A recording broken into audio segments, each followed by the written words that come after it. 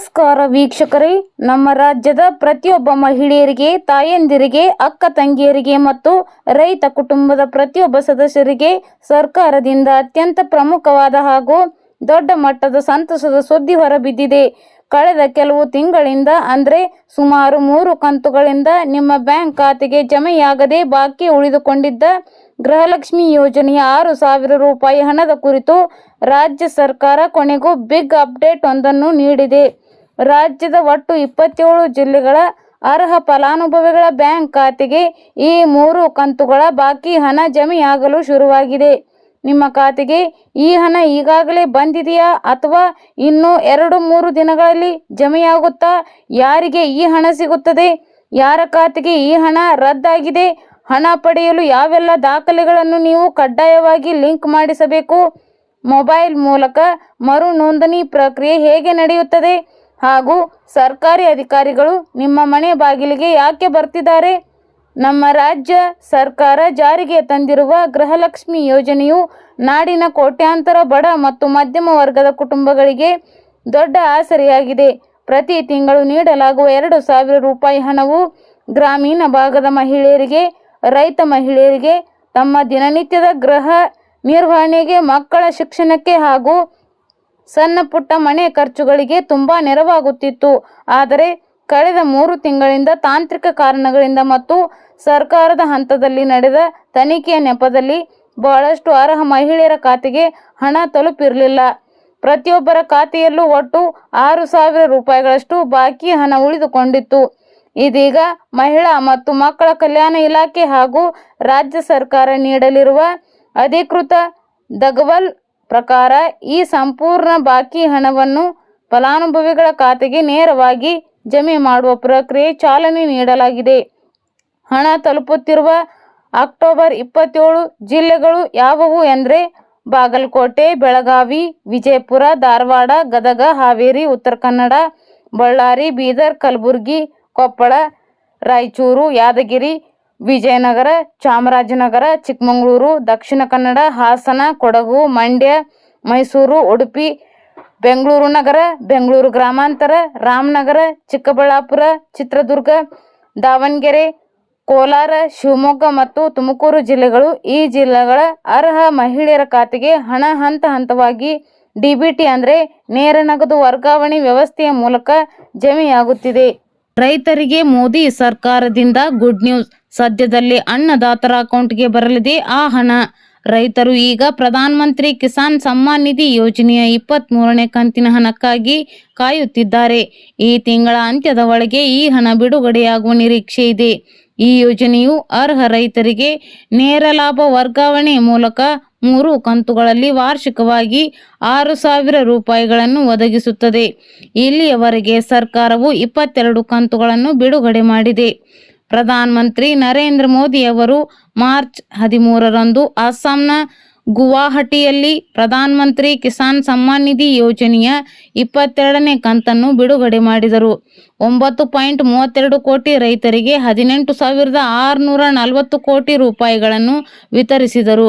22 ಕಂತುಗಳಲ್ಲಿ ಪ್ರಧಾನಿ ಮೋದಿ ಈ ಯೋಜನೆಯಡಿ 4.25 ಲಕ್ಷ ಕೋಟಿ ರೂಪಾಯಿಗಳಿಗೂ ಹೆಚ್ಚು ಹಣವನ್ನು ವಿತರಿಸಿದ್ದಾರೆ. ಪಿಎಂ ಕಿಸಾನ್ ಯೋಜನೆ ಎಂದರೇನು? ಪಿಎಂ ಕಿಸಾನ್ ಯೋಜನೆಯಡಿ ಅರ್ಹ ರೈತರು ಪ್ರತಿ 4 ತಿಂಗಳಿಗೊಮ್ಮೆ 2,000 ರೂಪಾಯಿಗಳನ್ನು ಪಡೆಯುತ್ತಾರೆ.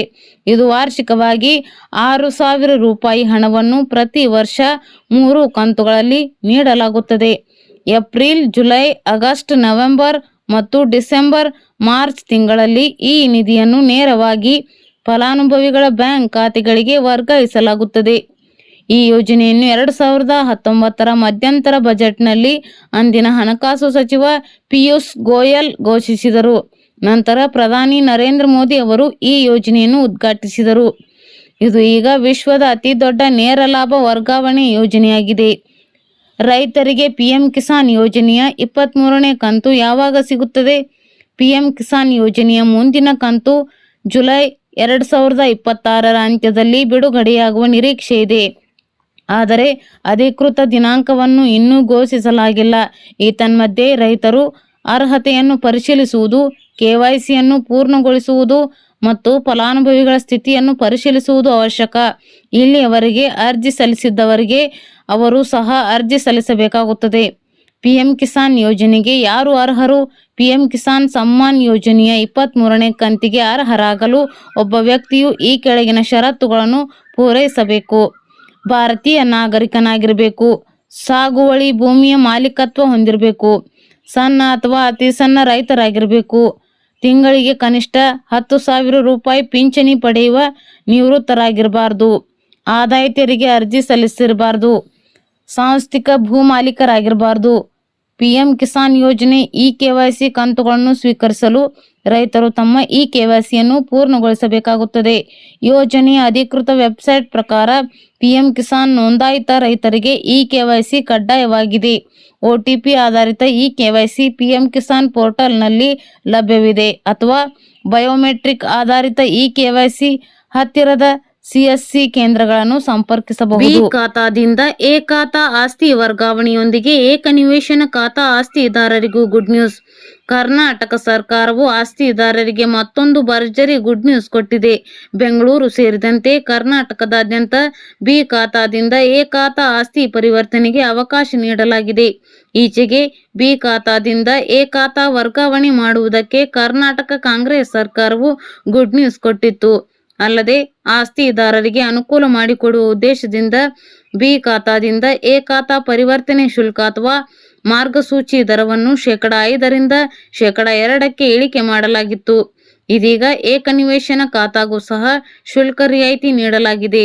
ಇದೀಗ ಬೆಂಗಳೂರು ನಗರದ ಗ್ರೇಟರ್ ಬೆಂಗಳೂರು ಪ್ರಾಧಿಕಾರ ವ್ಯಾಪ್ತಿಯಲ್ಲಿ 5 ಪಾಲಿಕೆಗಳ ವ್ಯಾಪ್ತಿಯಲ್ಲಿ ಏಕ ನಿವೇಶನ ಅನುಮೋದನೆಯಡಿ ಹೊಸದಾಗಿ ಎ ಖಾತಾ ಪಡೆಯುವ ಆಸ್ತಿ ಮಾಲೀಕರಿಗೆ ಎ ಖಾತಾ ನೋಂದಣಿಗೆ ವಿಧಿಸಲಾಗುತ್ತಿದ್ದ ಆಸ್ತಿಯ ಮಾರ್ಗಸೂಚಿ ಮೌಲ್ಯವನ್ನು ಭರ್ಜರಿ ಇಳಿಕೆ ಮಾಡಲಾಗಿದೆ. ಗ್ರೇಟರ್ ಬೆಂಗಳೂರು ಪ್ರಾಧಿಕಾರ ವ್ಯಾಪ್ತಿಯಲ್ಲಿ ಆಸ್ತಿದಾರರು ಹೊಸದಾಗಿ ಎ ಖಾತಾ ಪಡೆಯುವುದಕ್ಕೆ ಇನ್ಮುಂದೆ 2% ಶುಲ್ಕ ಪಾವತಿ ಮಾಡಿದರೆ ಸಾಕು. ಹೊಸದಾಗಿ ಎ ಖಾತಾ ಪಡೆಯುವವರಿಗೆ ಭರ್ಜರಿ ವಿನಾಯಿತಿ ನೀಡಲಾಗಿದೆ. ಏಕ ನಿವೇಶನ ಖಾತಾಗೆ ವಿಧಿಸಲಾಗಿದ್ದ 5% ಶುಲ್ಕವನ್ನು 2% ಇಳಿಕೆ ಮಾಡಲಾಗಿದೆ. ಅಲ್ಲದೆ ಈ ಸೌಲಭ್ಯ ಅಕ್ಟೋಬರ್ 23ರವರೆಗೆ ಮಾತ್ರ ಇರಲಿದೆ ಎಂದು ನಗರಾಭಿವೃದ್ಧಿ ಇಲಾಖೆ ತಿದ್ದುಪಡಿ ಆದೇಶ ಹೊರಡಿಸಿದೆ. ಬಿ ಖಾತಾ ಆಸ್ತಿದಾರರಿಗೂ ಗುಡ್ ನ್ಯೂಸ್. ಇನ್ನು ಕರ್ನಾಟಕ ಸರ್ಕಾರವು ಬಿ ಖಾತಾ ಆಸ್ತಿದಾರರಿಗೂ ಬಂಪರ್ ಗುಡ್ ನ್ಯೂಸ್ ಕೊಟ್ಟಿತ್ತು.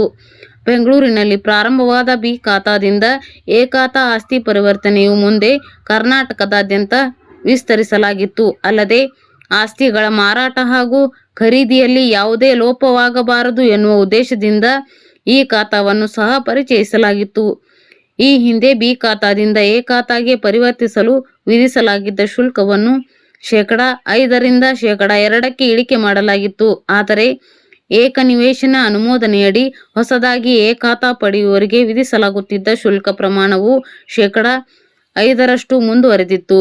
ಇದೀಗ ಹೊಸ ಆದೇಶದಂತೆ ಅಕ್ಟೋಬರ್ 23ರವರೆಗೆ ಎ ಖಾತಾಕ್ಕೆ ಅರ್ಜಿ ಸಲ್ಲಿಸುವ ಏಕ ನಿವೇಶನ ಅನುಮೋದನೆಯಡಿ ಹೊಸದಾಗಿ ಎ ಖಾತಾ ಪಡೆಯುವ ಆಸ್ತಿ ಮಾಲೀಕರು ಸಹ ಸೇರಿದಂತೆ ಎಲ್ಲ ಅರ್ಹ ಪ್ರಕರಣಗಳಿಗೆ ಮಾರ್ಗಸೂಚಿ ಮೌಲ್ಯದ 2% ಶುಲ್ಕ ಅನ್ವಯವಾಗಲಿದೆ ಎಂದು ನಗರಾಭಿವೃದ್ಧಿ ಇಲಾಖೆಯು ತಿಳಿಸಿದೆ. ಈಗಾಗಲೇ ಅರ್ಜಿ ಸಲ್ಲಿಸಿ ಶುಲ್ಕ ಪಾವತಿಸದೆ ಬಾಕಿ ಉಳಿಸಿಕೊಂಡಿರುವ ಆಸ್ತಿದಾರರಿಗೂ ಸಹ ಈ ರಿಯಾಯಿತಿ ಲಭ್ಯವಾಗಲಿದೆ. ಈ ಸಂಬಂಧ ಆನ್ಲೈನ್ನಲ್ಲಿ ಹೊಸ ಅಥವಾ ಪರಿಷ್ಕೃತ ಡಿಮಾಂಡ್ ನೋಟಿಸ್ಗಳನ್ನು ಹೊರಡಿಸಲು ನಿರ್ದೇಶನ ನೀಡಲಾಗಿದೆ ಎಂದು ಹೇಳಲಾಗಿದೆ. ಬಿ ಖಾತಾದಿಂದ ಎ ಖಾತಾ ಪರಿವರ್ತನೆ ಶುಲ್ಕ ರಿಯಾಯಿತಿ ಯಾವಾಗ ಅಂತ್ಯ? ಇನ್ನು ಕರ್ನಾಟಕ ಸರ್ಕಾರವು ಬಿ ಖಾತಾದಿಂದ ಎ ಖಾತಾಗೆ ಆಸ್ತಿಗಳ ಪರಿವರ್ತನೆ ಮಾಡಿಕೊಳ್ಳುವುದಕ್ಕೆ ರಿಯಾಯಿತಿ ಕೊಟ್ಟಿದೆ. ಈ ಹಿಂದೆ ಆಸ್ತಿಗಳ ಗೈಡ್ಲೈನ್ಸ್ ವ್ಯಾಲ್ಯೂವಿನ ಮೇಲೆ 5% ಶುಲ್ಕ ಪಾವತಿ ಮಾಡಬೇಕಾಗಿತ್ತು. ಅದನ್ನು ಇದೀಗ 2% ಇಳಿಕೆ ಮಾಡಲಾಗಿದ್ದು 100 ದಿನಗಳ ವಿಶೇಷ ಅಭಿಯಾನ ಚಾಲ್ತಿಯಲ್ಲಿದೆ. ಈ ಅಭಿಯಾನವು ಇದೇ ಅಕ್ಟೋಬರ್ 23ಕ್ಕೆ ಮುಕ್ತಾಯವಾಗಲಿದೆ. ಇದಾದ ನಂತರ ಬಿ ಖಾತಾದಿಂದ ಎ ಖಾತಾ ಆಸ್ತಿ ಪರಿವರ್ತನೆ ಮಾಡಿಕೊಳ್ಳುವವರು 5% ಗೈಡ್ಲೈನ್ಸ್ ವ್ಯಾಲ್ಯೂ ಶುಲ್ಕ ಪಾವತಿ ಮಾಡಬೇಕಾಗುತ್ತದೆ ಎಂದು ಸರ್ಕಾರವು ತಿಳಿಸಿದೆ.